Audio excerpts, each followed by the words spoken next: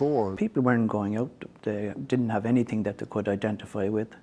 And mostly what they associated with their Liverpools or the Manchester Uniteds or Arsenals or that.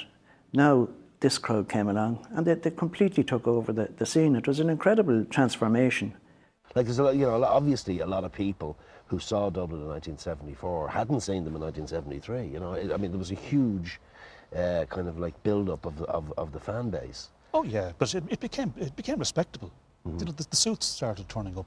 That's at Croke true. Park. Yeah, The long trench coats were starting to appear. Mind you, we couldn't get a ticket for the finals. Like we were still cramming into the hill. In the hill, yeah. There was a Greek mathematician, Archimedes, who's famous for jumping out of the bath and shouting "Eureka!" He's also famous for his statement, "Show me a firm place to stand, and I will rule the world." He was obviously talking about Hill 16. And did you ever go to games together? Did you ever bring him on the hill with you for Dublin? No, I didn't bring him. No, he didn't bring cultures on the hill. No, the crowd on the hill would be, get the cultures out of here. And it was great crack. Like, you had to be a dub though to be on the hill. There was a time though when the hill was like it could be 60% Dublin. Yeah, but we didn't.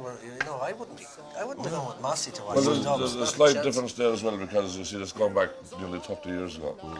And I was living in Flatland in Rathmines and Rathgar, and he was living in Dalkey. I see. So there was a class thing going on here. There was a class distinction here. And there's no doubt about it. The colour was magnificent. The banners were magnificent. The humour on the banners was magnificent. So it was totally new. But then it became a matter that had to be dealt with. One had to be sure that his team going out wasn't just awestruck by the hill, that they anticipated the colour, that they anticipated the noise and the buzz that was there. Because you could very, very easily lose concentration on the primary purpose of getting on with the game. Did you go into the hill yourself, or I did, were you sitting up in the stands? I went to the hill. I went to the hill starting off. I went to the hill. There was some crack up there, wasn't there? We used to see them all sitting up on the wall, and they'd be up we could look over the canal and you'd see them all sitting on the wall. And it was very hard to get into it. They were queuing all nearly overnight to get in. But I remember going with an uncle of mine, and we came around the back to get into the hill, and it was crowds and crowds and crowds trying to get in. But there was these couple of lads along the wall, and they had ladders. And this two of them, they were charging like £half to get up the ladder. Yeah. Like, I mean, Samuel Billy got up the ladder. £half to get up the ladder? Yeah. That's great. He made a fortune. I'm sure he did, yeah. So you ended up on the wall and on the top of the hill? Yeah. Wow. I did indeed. A great spot to watch the game from. It is, but you've got to be keep very your wits careful about like you, that, yeah. But when the matches start, the atmosphere to be so electric to be like that. Next thing, when we be playing score, Jesus Christ! But when you see the hill, the sway and the hill, and they all going down, and that, you were safer on the wall. On the wall, yeah.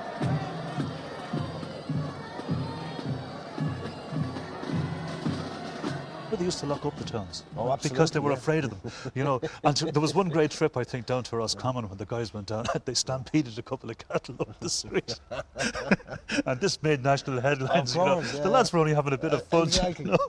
But there was a sort of fear of them, like there's this volcano going to come through town. Well, there were so many of them that supported them. As I said, if they went to play, if they were down to Cork or Park or to Portlaoise or to Navan or Tullamore, wherever they go, there'd be thousands of supporters.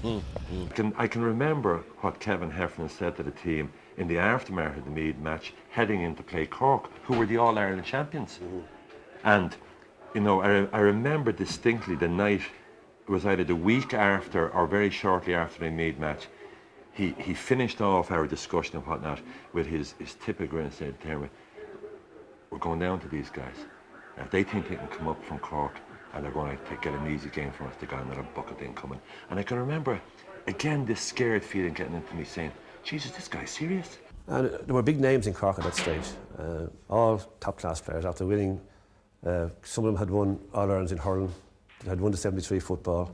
I actually watched the Billy Morgan collect the cup in 73. I was a steward on Hill 16 along with Jimmy Keaveney. And I was thinking to myself, wouldn't it be nice now for to walk up there and collect Sam Maguire. There was an air of confidence about them, I have to say, that didn't intimidate me in any way, but I knew, having at that time, that we had a chance in the semi-final. Because Cork won the All-Ireland the year before with a fantastic team. And I remember it was so obvious. A friend of mine, Charlie McCarthy from Skibbereen, admitted to me about 9 months later that when they left the Clarence Hotel to go to the semi-final, that they actually booked in for the final. They were so confident they would win.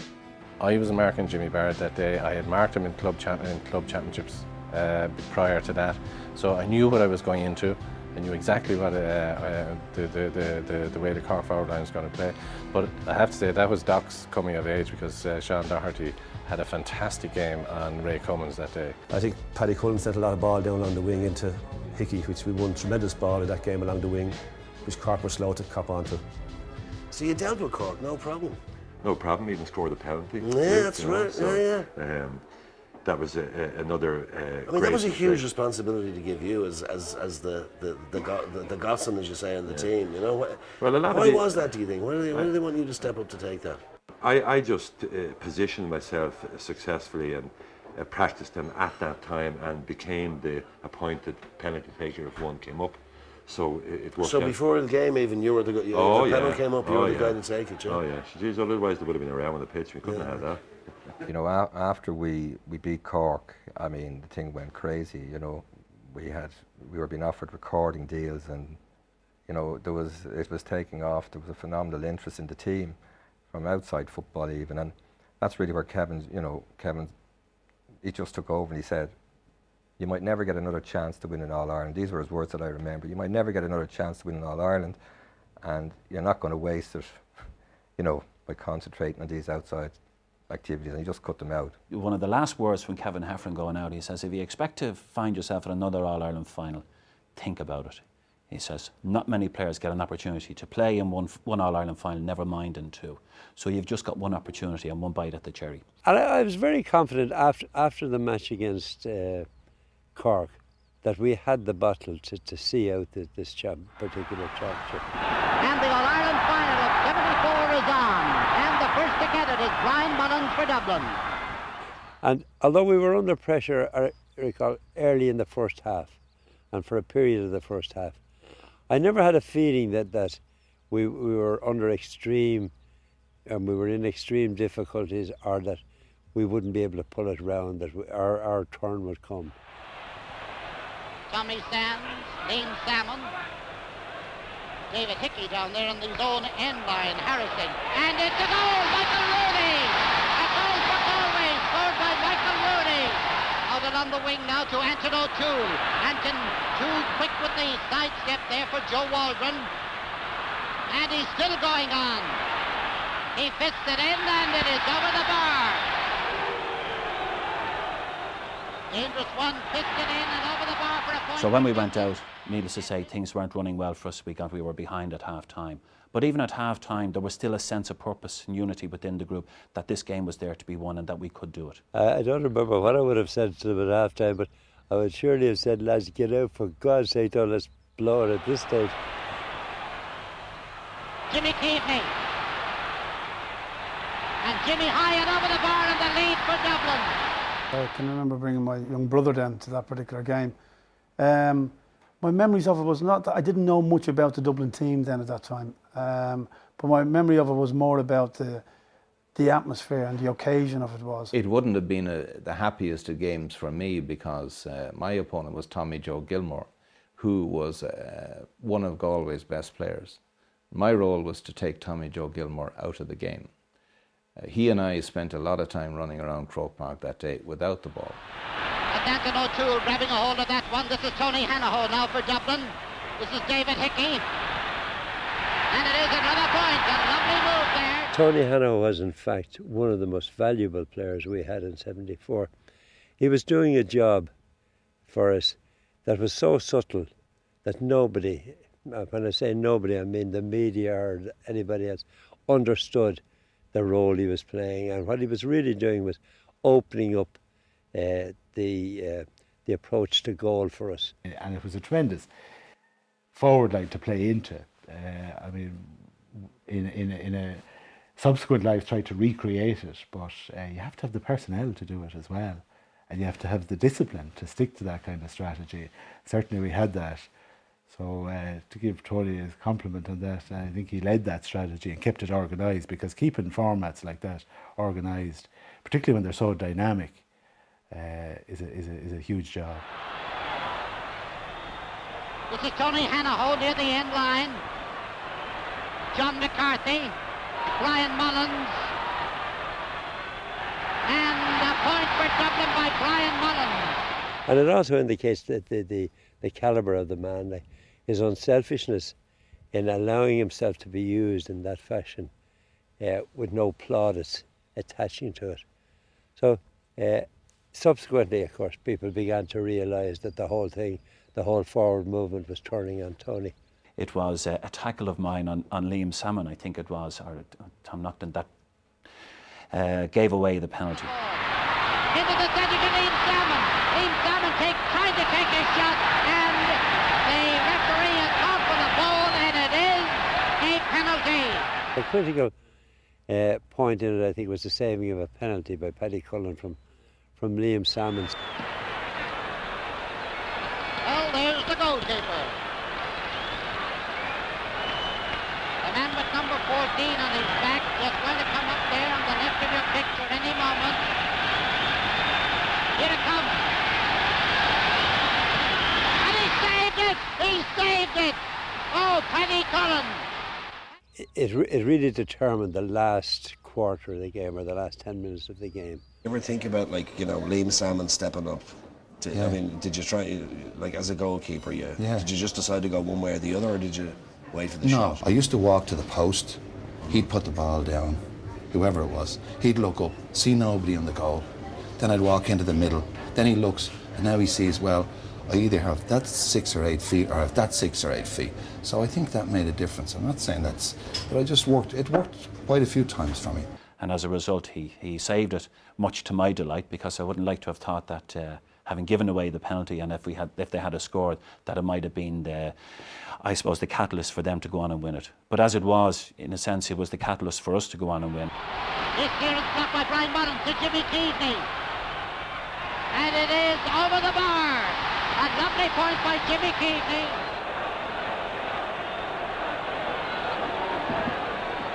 Final whistle, I'm sure not very far away.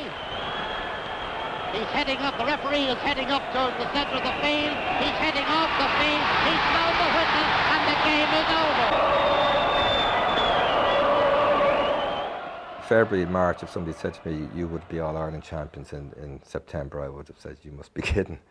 So, I mean, for us, it was phenomenal. I mean, a lot of people who would have been GAA fans or GAA traditionalists didn't like this sort of, as they saw it, soccer element creeping into the game. No, they didn't like the razzmatazz. And I remember at the All-Ireland final that year, when Sean Doherty got the cup, the microphone broke down, and as a result, there was no speeches.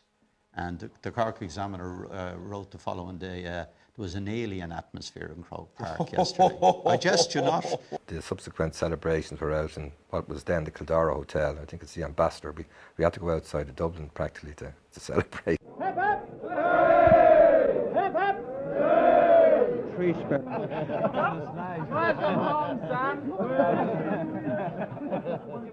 When we stopped off in my house, a couple of us on the way out to the Kildare, and the folks, they'd no drink in the house, so the lads got sherry. They could have dropped a sherry.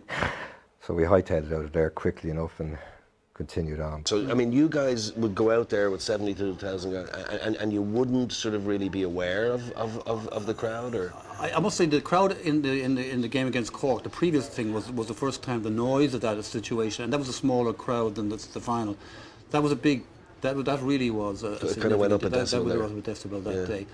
But I always enjoyed it. I mean, I certainly played better in front of a big crowd. You probably played better doing a movie in Los Angeles. The stakes are higher. Yeah. My acting is terrible in Raheny. You know? Yeah, I know, exactly. and the same for us, you know. I mean, a big crowd, playing in Croke Park. The occasion. Live cameras. Yeah. You get action that way, you know what I mean? Yeah. The Dublin team emerging as it did was suddenly kind of a change in direction. I mean, they almost saved the GAA in terms of from extinction in Dublin in many ways. That team at that time. It was a big thing in schools where soccer still wasn't allowed being played, but so many guys just flew in the face of that. I went to Western Road Christian Brothers, which was in the heart of the city, and I remember fellas having hassle all the time and wouldn't show up on a Wednesday because they'd go and play a soccer match instead. And probably in the 70s, when the Dublin team came along, yes, it did. It revitalised culture that was slipping away just by default, because we were getting exposed more and more on television and in newsreels to English soccer. As a Dublin man, I suppose you'd be proud that your city has won something, no matter what sport it would be.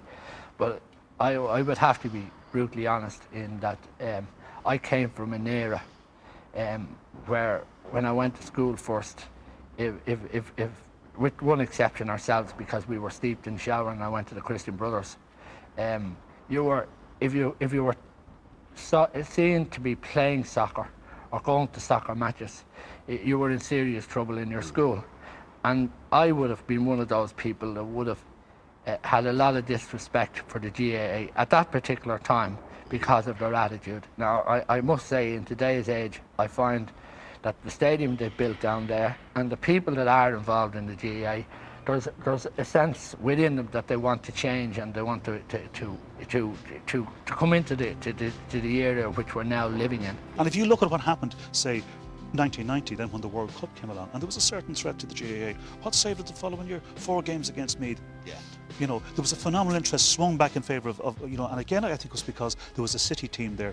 And I think it's really important for Gaelic games that there is a strong city team for people to, you know, to compete against. I always felt like Dublin had a huge, and certainly going to school as a kid, like in the 50s and 60s, I always felt like everybody I knew, their man and dad were from the country, you know, it seemed, except for mine. Well, my man and dad came from, respectively, from Killorglin and from Glencalry and County Mayo, and they met through Irish language kind of circles in Dublin.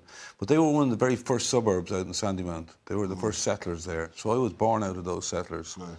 So I was somebody who was experiencing, you know, the Dublin experience, and I was bringing it home to them. They weren't used to it, and consequently, I think that was happening all over. And I think that this is why our Dublin identity, our metropolitan identity, was getting stronger and stronger during the 70s. It was relatively, you know, there were relatively good times. So when you finish school at 17, I'm not going to work on the bank. Yeah. You know, I'm not going to I'm not going to go into the civil service. I didn't want to do that, but I had an option then. But you were selling programs, and were you kind of like seeing games where which was feeding your fantasy or feeding your desire? Oh yeah, definitely. I can remember great occasions in Croke Park, and again, it would have to be said that it was before the onset of the medium of television. Like we used to be requested to provide boys to go into Croke Park of a Sunday and be available to sell programmes. Now, the other clubs in Dublin were afforded the same opportunity, so it was a unique thing for Dublin clubs and Dublin youngsters to be able to do that. Really? Because you used to have to, like an ant, go off down and end up maybe in O'Connell Street, and you'd have the whole lot sold, crowd coming. You'd go further and further. You were like, to be the first programme. Yeah. And like people would be rushing, and you'd be standing in front of them, and they'd sooner buy the programme off you than trip over you, you know. And then when you see, as soon as you had your 100 or your 200 sold, you were a free agent, and you had access to Croke Park, and you had money in your pocket at that stage because you got a percentage. Jeez, I wish I'd known about that. Yeah, well, yeah. How come I was in O'Connell's? How come we were never asked to go sell programmes in Croke Park? Well, O'Connell's were a bit snooty. I was on the dance committee in O'Connell School, I remember at the time, and we actually booked Skid Row one time, so we probably had dealings. Did you manage Skid Row at the time? I did, yeah.